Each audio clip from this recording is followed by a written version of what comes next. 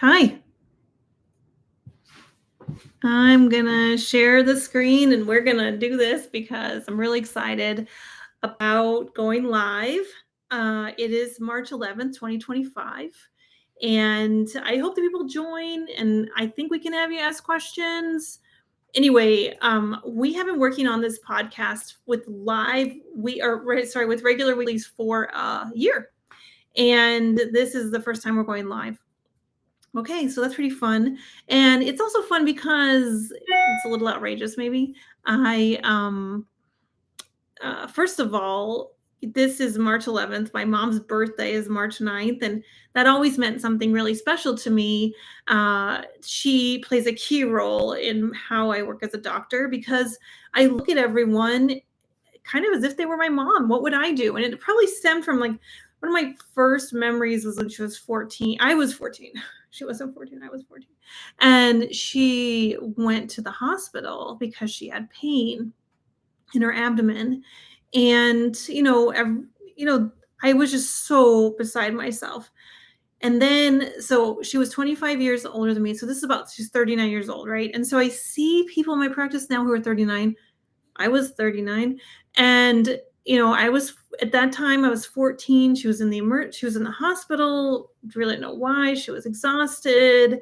And then the next thing happened, the surgery started happening. Organs started getting removed over the years, her gallbladder, her ovaries, it just, the list kept going on. She kept getting worse. And then she started having lots of pain, chronic pain. It was the 90s. She's using a lot of narcotics. This was a horrible narcotic epidemic time. So people were, getting narcs handed to them like in large doses, prescription, lots of doctor's appointment for those things.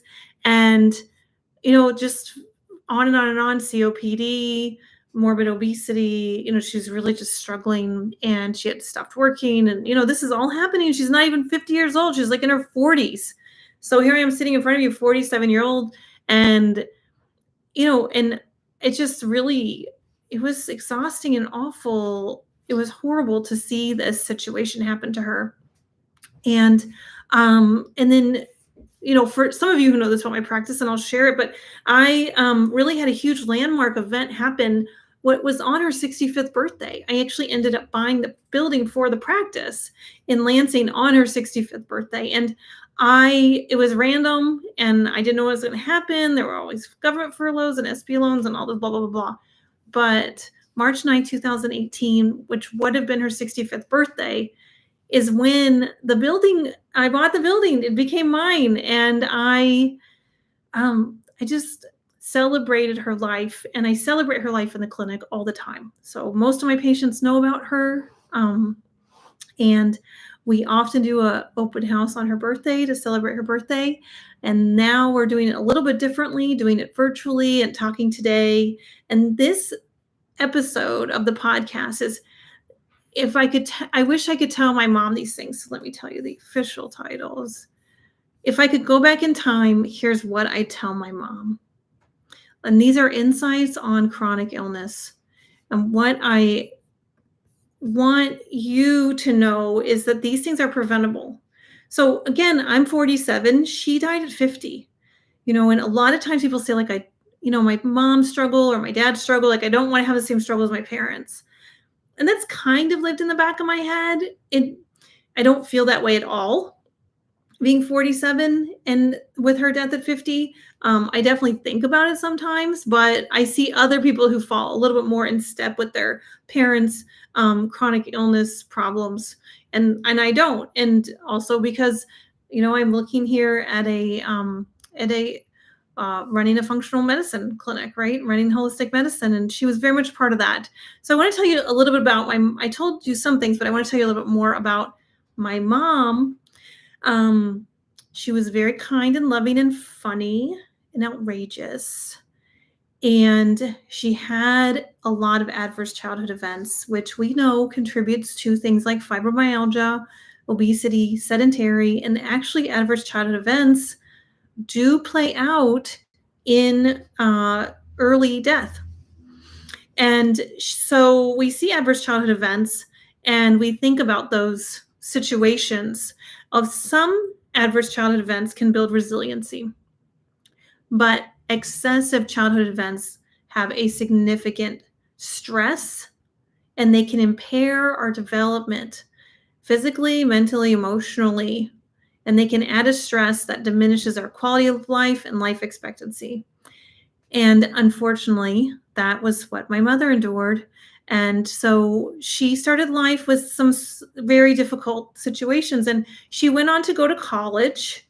She started as an accounting major and she moved on to be a nurse, an RN, BSN, and even took some master's classes. So she was kind and loving, and she was also in the healthcare industry.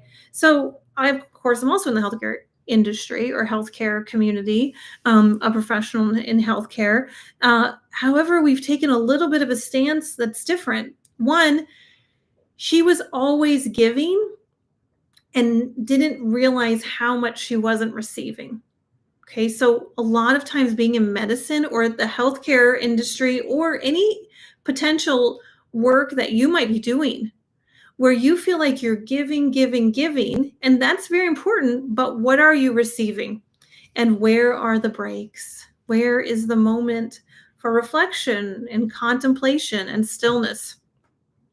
So raising two kids, being a single mom for a while, then getting remarried, and then getting a nursing degree when she was 40 or 39, and then getting a very intense surgical nursing job. You know, all these things we kind of have, right? Although my mom started her career a little bit later, and she had adverse childhood events, she still had a lot of stress in the 20s, a lot of financial stress with two young kids and being single. And then now she's in her, late 30s, early 40s, starting a very intense job that has a lot of physicality, has a lot of demands, has a lot of emotional demands because caring for other people. And then what happens is we start to break down from chronic stress and we start to break down from chronic inflammation, because the stress incites the immune system to cause first awareness, right? Like there's a problem.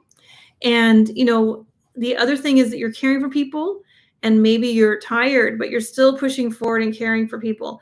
And then you get really tired. And then you're tired and you don't even have that body awareness. And then if you have something that's a very physical job or just a really long day, now you're kind of going through the motions with your body and not really using your muscles, not really using your tone. You're using a lot of momentum, which is very stressful on the joints. It's very stressful on our alignment. And it just keeps going on and dragging on and dragging on, right? So there's this transition that can happen in the 40s for people when they start to kind of have that loss of reserve of youth, and then they get into that exhaustion level and they're giving, but what are they receiving? What are they taking for themselves? And that's very important. And so I started seeing that in my mom. And then she started going into kind of, I have a problem. What do I do? Well, I go to the doctor, right? All right, that makes sense. When I was really little, we had an osteopath, Dr. Allen, and he was a very nice, considerate, compassionate human being, and we trusted him for sure. And then when we got into the 90s, and my mom's in her 30s, late 30s, getting into 40s, she starts having more problems, right? So the doctors, I can say at that time, we're really looking at like, okay, this problem, this problem, this problem, this problem, this problem, this problem. And maybe even evaluate her symptoms, right? And maybe even looking at organ systems. Okay, so those are like foundational things to do.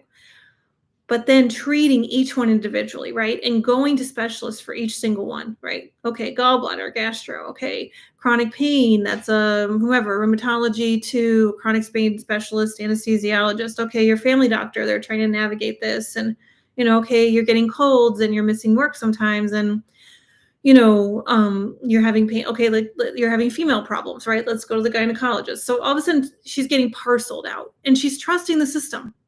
Right? She's a healthcare provider herself. She believes healthcare providers, and she starts getting parceled and she's going with it. But now everyone has a decision that's very short-sighted and they have a very acute treatment plan. They're not looking at someone to be healthy at 100. And then even more sadly, for a timeline in this situation, not even looking for someone to be healthy or even alive in their 50s. Okay, so things start getting ignored. Pain increases, narcotics increases, sedentary increases, COPD gets added to the list, right? These things just keep mounting, mounting, mounting. More problems, less solutions. And we start seeing these problems now go from just an acute perspective to now these are seen as chronic problems. And all we really do is manage chronic problems. Oh, and now there's another chronic problem and another chronic problem. And so, in this system that my mother really trusted, right? And she was doing the medications, she was showing up for the appointments, right? But there wasn't there wasn't this perspective of what caused these problems, right? So what's the significance of these problems? What's the totality or the holistic element of these problems? So what I wish I could have told her and what you need to hear, right? If I could go back, I'd tell my mom a few things, and I think that would have changed everything with her health. First of all, stop ignoring the subtle symptoms. You see fatigue, brain fog, joint pain, bloating, skin issues.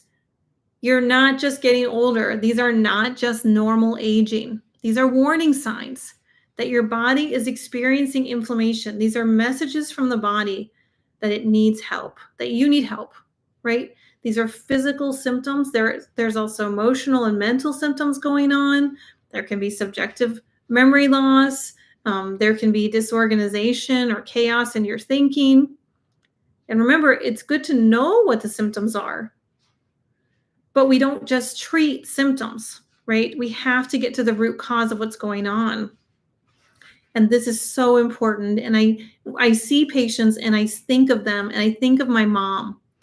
I look at them and I don't just see this other human being in front of me, right? I see someone who's probably possibly a parent, possibly in a long-term, intimate relationship with another person, possibly working if possible. Some of my patients aren't working because of the disabilities that they have. Trying to be in the community, right? Taking these actions to be human, maybe not live the life that they want, but be a human. And now they've got this symptom, they've got lymph congestion, and they've got a swollen node somewhere. They have elevated liver enzymes. They're confused some of the time. They wake up throughout the night, and it's very unusual. They can never get a good night's sleep, right? So they have weight gain that they can't control. They have gut bloating, like I've said. So all these things, it's like, hey, those are things. They're not nothing. And I think that's a poor phrasing, but when I look at someone, I don't think like, oh yeah, there's that over there and that over there and that over there. And how can we just kind of put those things off, or how do they not, fit in my paradigm? So that's another thing I would have said in part of stop ignoring subtle symptoms, because in many ways she was looking at bigger symptoms, right? The symptoms kind of like, they inflamed, right? But there are subtle symptoms that you might have that you want to pay attention to. And I see that a lot of the time when people bring in like a spouse or a loved one, and the person's like, I just have like lost 2 inches in my back, and like, yeah, I just, because of compression, or I have now a functional scoliosis, or, and like, oh, I'm taking all these medications now. And it's like, it's always just kind of like and I get it. People don't want to be the problem, right? They don't really want to be the center of attention. But it warrants being the center of attention in your own life. So you see the subtle symptoms, be the center of attention in your own life. The other thing is, inflammation is a silent killer. So chronic inflammation is behind every organ dysfunction, including every endocrine dysfunction, autoimmune conditions. So it's heart disease, diabetes, cancer.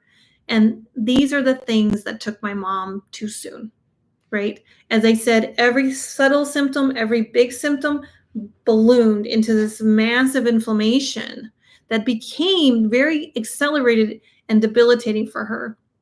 And there's other things in daily life that inflame the body, right? So poor diet, stress, toxins, gut imbalance, nutrient deficiencies, all these kind of stem as well from the idea of the inflammation is part of chronic stress.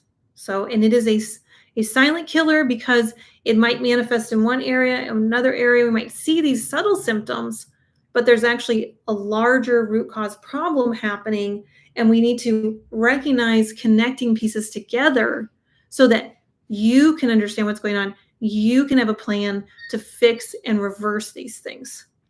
And that is what leads to my third point about my mom is you have more control than you think. Okay, so my mom was a nurse, even an RN BSN, right? I mean, she's really kind and compassionate and very funny. But she was stress eating.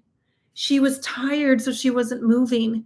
She felt that she couldn't get anywhere because she wasn't getting any information that she needed that was actually helping her, right? And here I am watching this, like, what the heck is going on? How are you having this dynamic where you're not actually getting information? But she started just to believe these things, right? And first of all, we know your body is always trying to heal. Your body has an inherent ability to heal. It's just what do we have to give it to make it start to work? And when you start thinking that you're in control, right? When you start really understanding that your body has an inherent ability to heal, then all of a sudden, these little things that you might have been able to take action on that are becoming symptomatic, you can start reversing. And it's very helpful to have very good guidance with this, but it's very, very possible. So, for example, if you weigh 250 pounds and you're laying on the couch and it's getting worse, right? Then think about something that I call the 45-second rule. Give yourself 45 seconds to take care of yourself. Okay. Get up, get a glass of water, put a protein shake in it, scoop, drink that, maybe add a vitamin D, B12, exhale. Like these things take 45 seconds. Like, oh, I'm exhaling 45 seconds. Okay.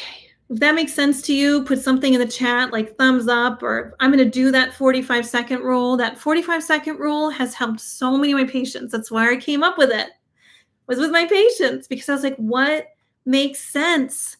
I have the mom, she's got teenage kids, she's got a full-time job, she's working in a relationship with her spouse. They have struggles because relationships are difficult. And there's the work, there's the things you want to do in the community, you want to have friends, all these things, right? And you sometimes though it all just goes and you end up couch surfing. And at the end of the day, you're like, I can't do anything for myself, right? This is what I hear. So I was like, what could you do? What could be that pearl? What could be that spark of healing? And so the 45-second rule is that, okay, for 45 seconds, I'm going to do something for myself. And then here is the secret.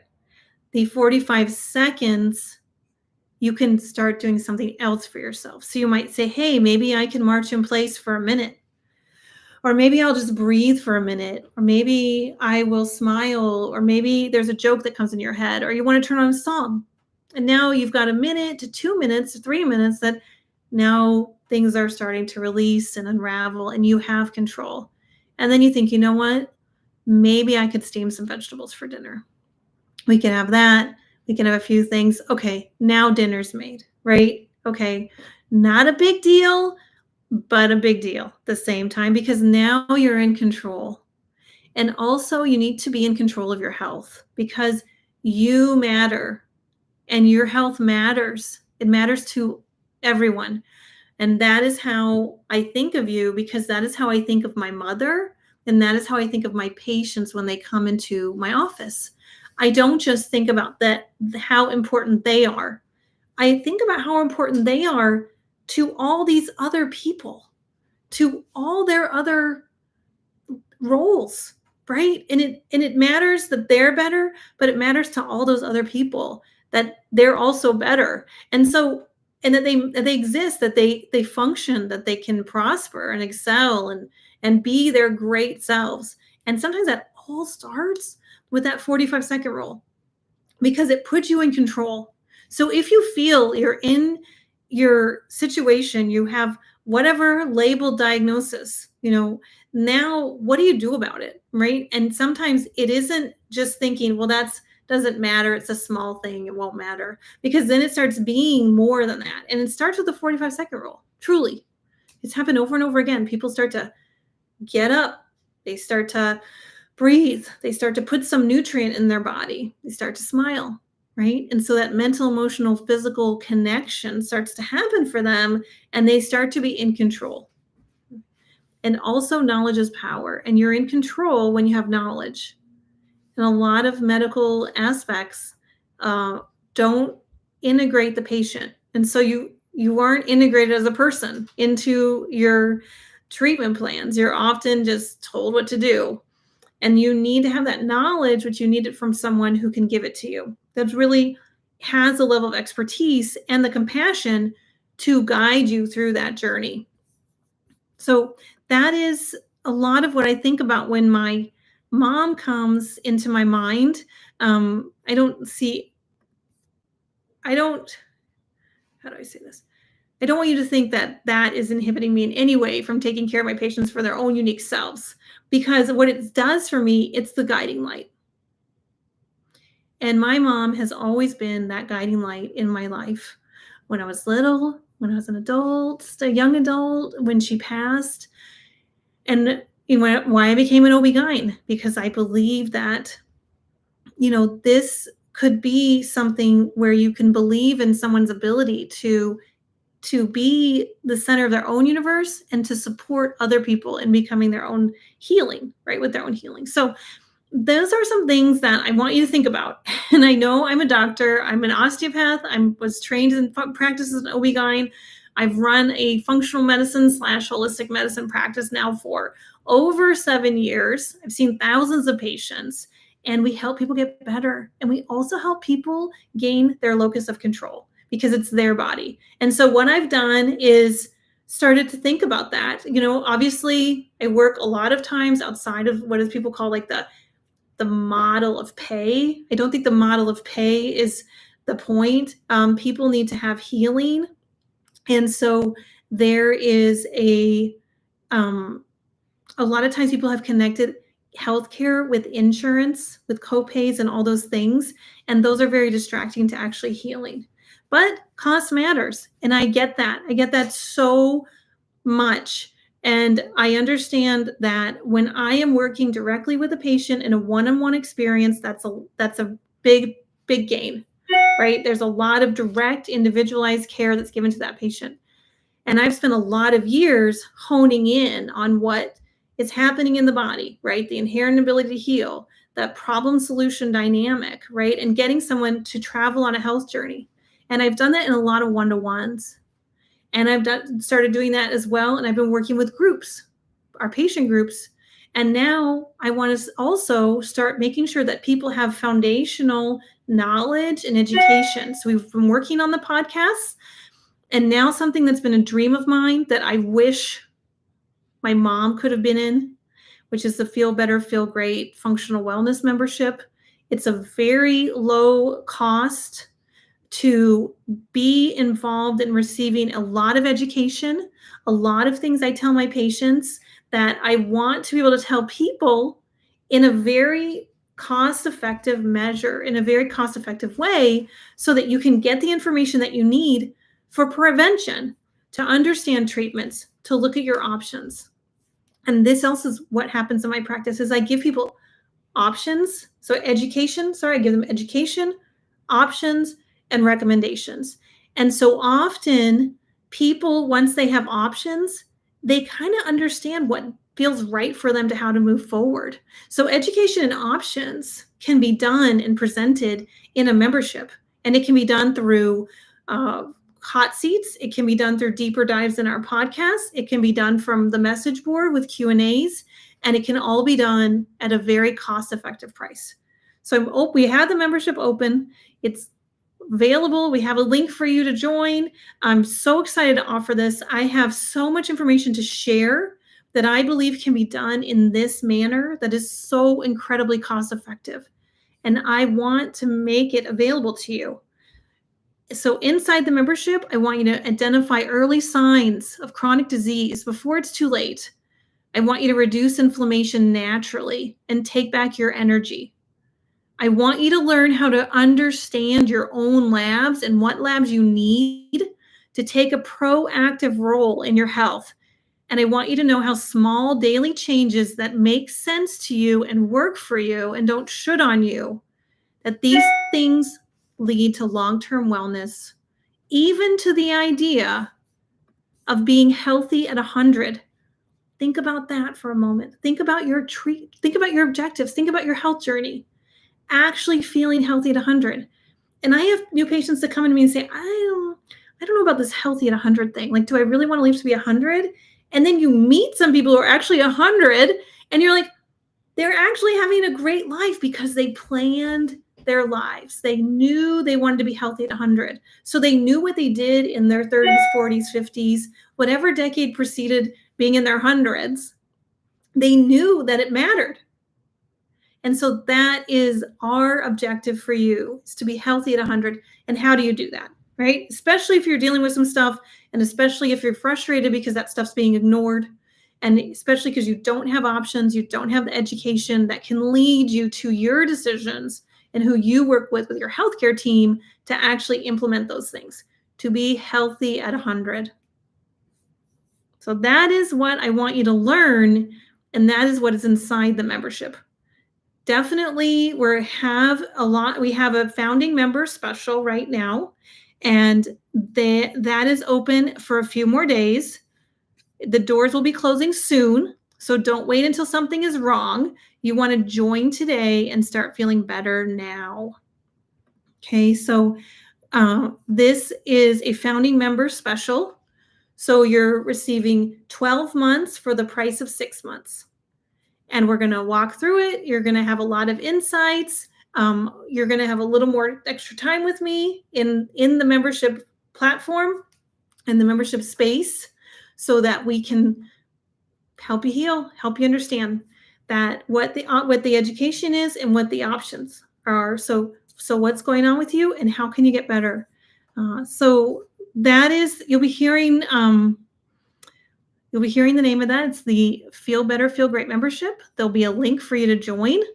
And I just want you to realize that the whole title of this episode of our podcast, if I could go back in time, what would I tell my mom? And if you could think about that for yourself, right? If you could go back in time, what would you tell yourself? If you could go back in time, what would you tell a loved one, right? And then think about taking that advice and applying it for today. So thank you very much. I look forward to hearing from you and receiving your feedback, and I hope you have a lovely day.